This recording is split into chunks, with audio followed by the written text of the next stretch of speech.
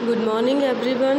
बात चल रही थी बेटा हम लोगों की यहाँ पे कॉलिगेटिव प्रॉपर्टीज़ की। कॉलिगेटिव प्रॉपर्टीज़ में हम लोगों ने relative lowering of vapour pressure देख लिया था। उसके बाद सेकंड कॉलिगेटिव प्रॉपर्टी हमारा रनिंग था, उसमें हम लोगों ने एलिवेशन इन बॉइलिंग पॉइंट की बात चल रही थी। क्योंकि जब हमने नॉन वॉलेटाइल सोल्यूट को इंटरमिक्स किया है और नॉन वॉलेटाइल सोल्यूट को इंटरमिक्स करने से आपका सोल्यूशन का वेपर प्रेशर कम हुआ, और वेपर प्रेशर क्योंकि हमें एटमॉस्फेरिक प्रेशर के इक्वलाइज करना है, इस वजह से आप सिस्टम का टेम्परेचर क्या करते हो भैया, राइज करते हो। यानी हमारा बॉइलिंग पॉइंट जो है वो सोल्यूशन का क्या हो जाता है, बढ़ जाता है कंपेयर टू किसके, सॉल्वेंट सिस्टम के। क्लियर है? तो ये हमारे पास एलिवेशन इन बॉइलिंग पॉइंट आ चुका है। इसके बाद हम लोगों ने इसका ग्राफिकल रिप्रेजेंटेशन देख लिया था, जिसके अंदर हमने साइन नोटेशंस की भी बात कर ली थी बेटा। टी क्या है, टी बी क्या है। टी हमारे पास सॉल्यूशंस के लिए था बॉइलिंग पॉइंट, टी बी हमारे पास जो है वो आपका सॉल्वेंट के लिए बॉइलिंग पॉइंट की बात करनी थी हम लोगों को। ठीक है, तो इस तरीके से ये ग्राफिकल रिप्रेजेंटेशन भी हमारा हो चुका था। दोनों के बीच का जो बेसिक डिफरेंस है, this is the delta T B, और डेल्टा टी बी जो है वो आपका क्या होता है, सोल्यूशन माइनस सॉल्वेंट।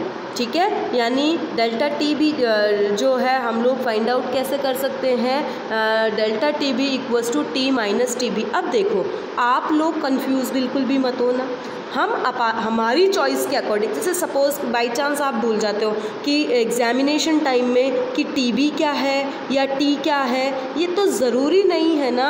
आप सिंपल इसको ऐसे लिख सकते हो बेटा, टी की जगह आप टी एस कर दो।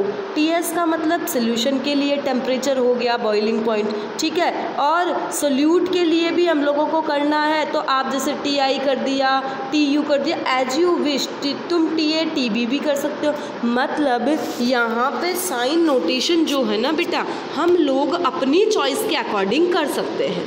ठीक है, बस उसमें जब हम एक्सप्लेनेशन जब हमारा दे रहे हैं ना, तो उस टाइम पीरियड में हम लोगों को ये समझाना है कि जैसे टी एस मान लो मैंने माना, तो आप लोगों को ये उसमें मेंशन करना पड़ेगा कि टी एस क्या है, this is the boiling point of the solvent या सोल्यूशन, जो भी आप बोलना चाहो या जो भी आपने साइन नोटेशन किया है। जैसे टी ए कर दिया, टी बी कर दिया, एज यू विश, आप जैसा करना चाहो वैसा कर सकते हो। मतलब रटना मत और कंफ्यूज मत होना।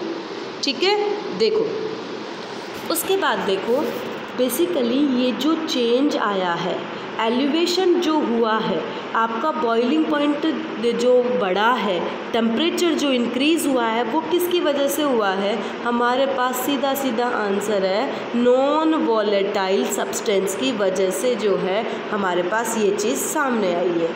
ठीक है, तो फिर जितना ज़्यादा नॉन वॉलेटाइल सब्सटेंस का अमाउंट होगा, उतना ही हमारे पास जो है वो क्या होगा, बॉइलिंग पॉइंट में एलिवेशन होगा। तो इसी तरीके से हम लोग आगे बात करेंगे determination of the molar mass, determination of the molar mass from the boiling point of the solution and solvent. ठीक है, it is observe that elevation in boiling point is directly proportional to the molar concentration of the solution। solution की molar concentration पे depend करता है, और molar concentration का मतलब समझ रहे हो, that means which is depend on the number of moles of solute। हमने बोला ना केवल और केवल किसकी वजह से हुआ है बेटा, नॉन वॉलेटाइल सब्सटेंसेस की वजह से हुआ है, यानी number of moles of solutes की वजह से ये हमारा बेसिकली चेंजेस हमें नज़र आ रहा है। यानी हम लोग क्या बोल सकते हैं, हम लोग ये बोल सकते हैं कि डेल्टा टी बी जो चेंज है डायरेक्टली प्रोपोर्शनल है किसके, मोललिटी के। ठीक है, और आप लोगों को बहुत अच्छे से पता है जब भी हम लोग प्रोपोर्शनलिटी साइन को रिमूव करते हैं, हटाते हैं, तो हम एक कांस्टेंट जनरेट करते हैं। यहाँ पे हमें जो कांस्टेंट जनरेट करना है, द कांस्टेंट इज़ के बी। ठीक है, और देखो ये कांस्टेंट के बी क्या है, तो अब देखो हमारे पास इक्वेशन क्या आ गई, delta T B directly proportional molality and delta T B equals to K B multiply by M S. M S क्या है आपको पता है, small M is represent the molality. Okay. And the KB is, KB को आप दो चीज़ें बोल सकते हो। KB आपका बेसिकली जो आपका एलिवेशन हुआ है बॉइलिंग पॉइंट में, तो आप molal elevation boiling point constant इसको बोल सकते हैं। Molal boiling point elevation constant आप इसको बोल दीजिए, या फिर इसका एक स्पेसिफिक नाम है और the name is ebullioscopic constant. ध्यान से सुनना, कई बारी पूछी हुई है इसकी definition. This is the ebullioscopic constant. Okay, ebullioscopic constant ये हमारे पास दिया हुआ है। अब देखिए, इस इब्यूलोस्कोपिक कांस्टेंट की आप लोगों को डेफिनेशन देनी हो तो आप लोग क्या देंगे? आप सिंपल सा बताओ, मुझे डिफ़ाइन किसको करना है? KB को डिफ़ाइन करना है। जब भी हम किसी को डिफ़ाइन करते हैं तो हम यूनिटी के साथ, मतलब 1 के साथ उसका क्या कर देते हैं? रिलेशनशिप आप बता देते हो। सबकी कंसंट्रेशन लेंथ जो भी होती है वो सब हम क्या मान लेते हैं भैया? 1 मान लेते हैं, और उसके रिस्पेक्ट में हम लोग उस पर्टिकुलर कांस्टेंट वैल्यू का क्या कर लेते हैं? हम उसका क्या कहते हैं, डेफिनेशन भी दे सकते हैं और यूनिट भी फाइंड आउट कर सकते हैं। तो देखो, इब्यूलोस्कोपिक कांस्टेंट क्या है? व्हेन सॉल्यूशन हैविंग मोललिटी कितनी है? 1, then elevation in boiling point is equal to the ebullioscopic constant. देखो यहाँ पे MS की वैल्यू हमने क्या कर ली? 1 रख दी। तो ऑब्वियस सी बात है, इस केस में क्या हो जाएगा? Delta TB equals to KB। यही रिलेशनशिप आया हमारे पास। MS इक्वल्स टू 1, डेफिनेशन क्या बोल रही है? इब्यूलोस्कोपिक कांस्टेंट क्या होगा? सोल्यूशन की मोललिटी 1 रख दो, यानी MS की वैल्यू हमने रख दी 1। Then elevation in boiling point, मतलब डेल्टा TB किसके इक्वल हो जाएगा? KB के इक्वल हो जाएगा। और क्या है? वही हमारा इब्यूलोस्कोपिक कांस्टेंट है। यानी हम ये बोल सकते हैं, जब किसी भी सोल्यूशन के लिए कॉन्सेंट्रेशन 1 मोलर रखी गई हो तो उसका एलिवेशन इन बॉइलिंग पॉइंट ही इब्यूलोस्कोपिक कांस्टेंट कहलाता है। देखिए, that means elevation in boiling point for the 1 molar solution is known as ibulooscopic constant. Elevation in boiling point for 1 molar solution is known as ibulooscopic constant. Clear है? तो ये हमारे पास इब्यूलोस्कोपिक constant की यदि definition पूछे तो हम लोग उसको डिफ़ाइन कर सकते हैं। अब देखो रे भाई, कुछ भी नहीं करना है, आप लोगों को सबको मोललिटी आती है या नहीं आती है? जिस तरीके से हमने आपका relative lowering in vapour pressure में मोल फ्रैक्शन की वैल्यू रखी, नंबर ऑफ मोल्स की वैल्यू रखी है, उसी टाइप से यहाँ पे भी हम लोग केवल और केवल मोललिटी की न्यूमेरिकल वैल्यू रख देंगे। और क्या है? तो देखो, रख लो, डेल्टा TB इक्वल्स टू क्या हो गया? Delta TB equals to KB into molality है हमारे पास। ओके, अब देखो, we know very well molality equals to क्या होता है? Number of moles of solute upon mass of solvent in grams या इन kg। यदि मैं kg में रखती हूँ तो मुझे मल्टीप्लाई बाय 1000 नहीं करना पड़ेगा, कि यहाँ जनरली क्योंकि kg में वैल्यू नहीं होती, हमारे पास डाटाज ग्राम में गिवन होते हैं, तो जनरली हम ये फार्मूला अप्लाई कर सकते हैं। क्या कर लोगे बेटा? Molality equals to number of moles of solute upon mass of solvent in gram multiply by 1000। ये हमारे पास मोललिटी आ गई। अब देखो, अभी तक मुझे और क्या फाइंड आउट करना है? Number of moles. तो नंबर ऑफ मोल्स के लिए भी आपको पता है given mass upon molecular mass होता है। अब देखिए भैया, given mass WA, molecular mass MA, तो NA की जगह मैं क्या रख दूंगी? WA upon MA। ठीक है, ये आपके पास। अब इन वैल्यूज़ को क्या कर सकते हैं हम? पुटअप करें तो देखो, मास ऑफ सॉल्वेंट इसने क्या माना है? द मास ऑफ सॉल्वेंट जो है, ये देखो बेटा, हमारे पास इक्वेशन जो है वो इक्वेशन क्या थी? पहले उसको देखो, delta TB equals to KB multiply M। यही है हमारे पास, हमें M की वैल्यू रखनी है। ठीक है, मोललिटी रखनी है। मोललिटी के लिए आपको पता है, एक तो मैंने number of moles of solute upon mass of solvent मुझे यदि रखना है। यहाँ पे मास ऑफ सॉल्वेंट क्या आ गया बेटा, WB आ गया, ये लो भैया WB। अब मुझे नंबर ऑफ मोल्स की वैल्यू निकालनी है, तो अभी थोड़ी देर पहले क्या बोला था, WA अपॉन MA, ठीक है। तो यहाँ पे हमारे पास n की वैल्यू भी आ गई। तो अब मुझे इस इक्वेशन में जो रखना है, तो delta TB equals to KB multiply by क्या हो जाएगा, ये हो जाएगा हमारे पास WA upon MA into WB multiply by 1000. That means this is the equation for the elevation in boiling point, ठीक है। तो फार्मूला क्या हो गया, delta TB equals to KB dot WA upon MA into 1000 upon WB। अब देखिए, फिर confuse नहीं होना है, हम केवल इसको याद रखेंगे, मोललिटी को।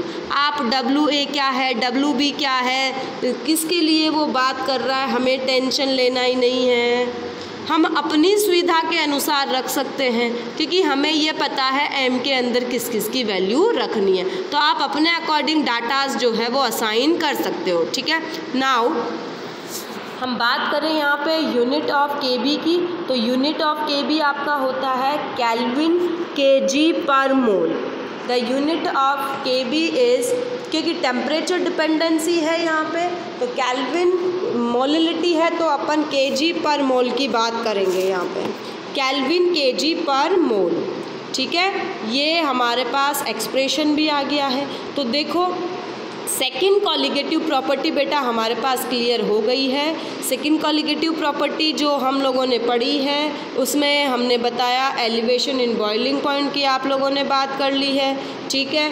उसमें हम लोगों ने ये भी देख लिया है कि किस तरीके से ग्राफिकल रिप्रेजेंटेशन होता है मोललिटी के साथ, क्योंकि ये कैसे अफेक्ट करता है। इब्यूलोस्कोपिक कांस्टेंट क्या है, कांस्टेंट की वैल्यू जब हम लोगों ने देखी है, तो हम सबकी कंसंट्रेशन क्या रख लेंगे, यूनिटी रख लेंगे।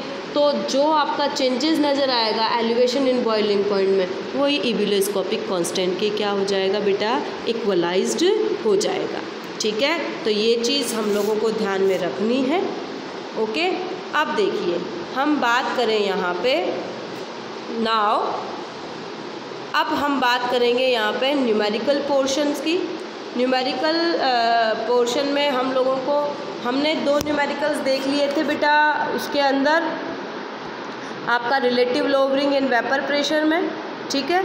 आज बात करेंगे हम नेक्स्ट न्यूमेरिकल की, numerical number 3 related to boiling point, ठीक है। देखो ये क्या बोल रहा है वो, calculate the boiling point of the solution.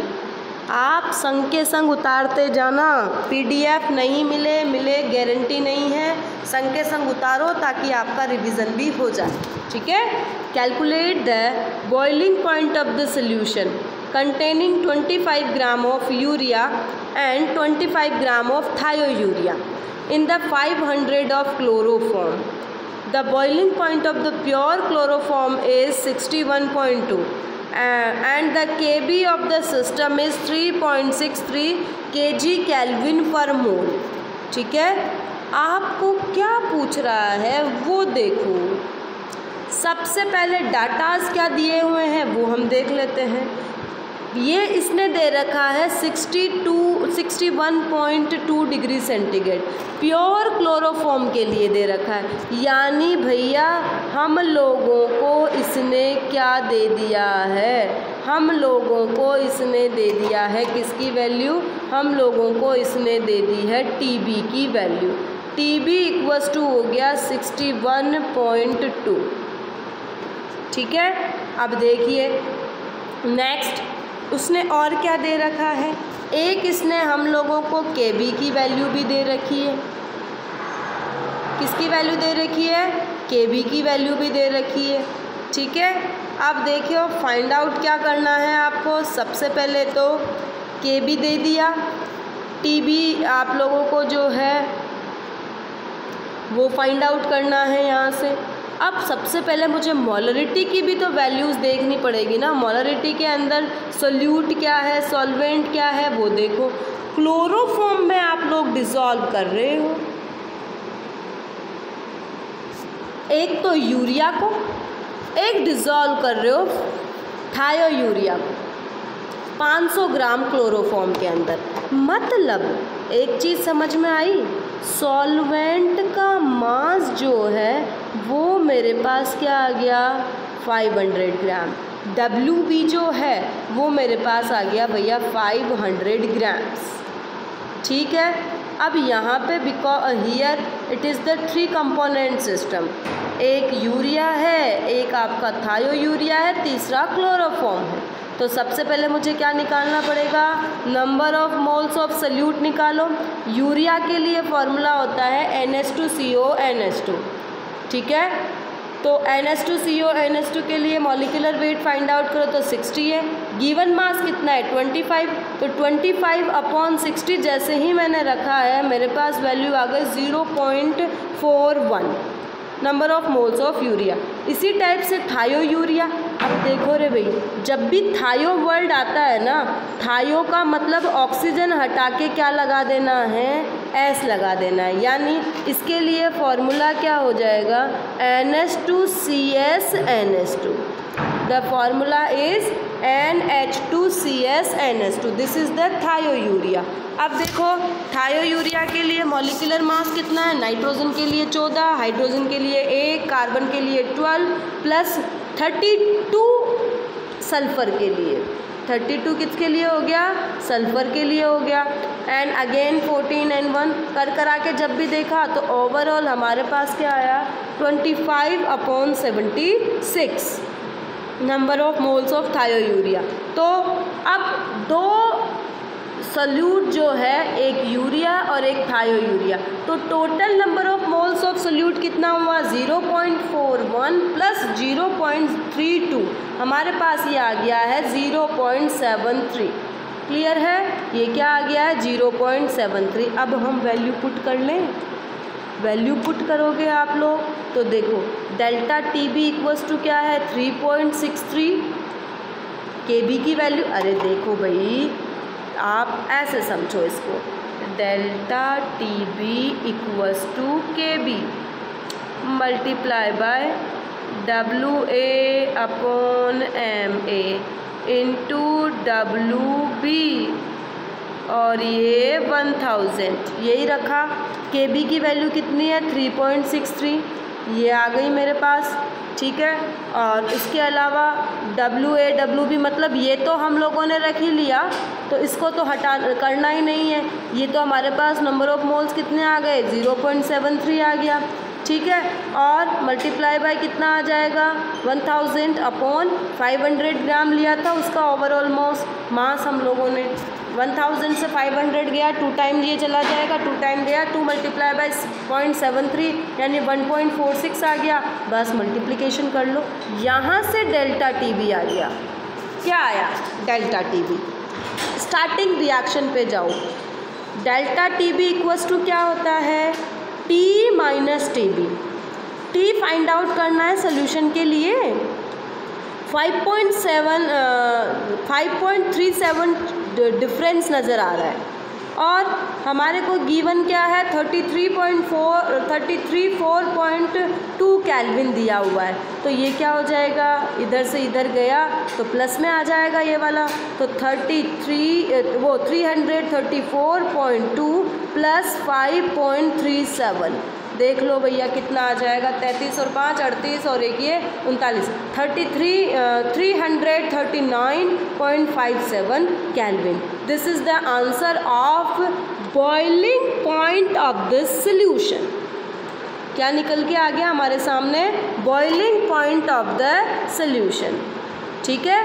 तो इस तरीके से यदि हमारे पास न्यूमेरिकल्स आते हैं तो हम इनको सॉल्व कर सकते हैं। क्लियर है।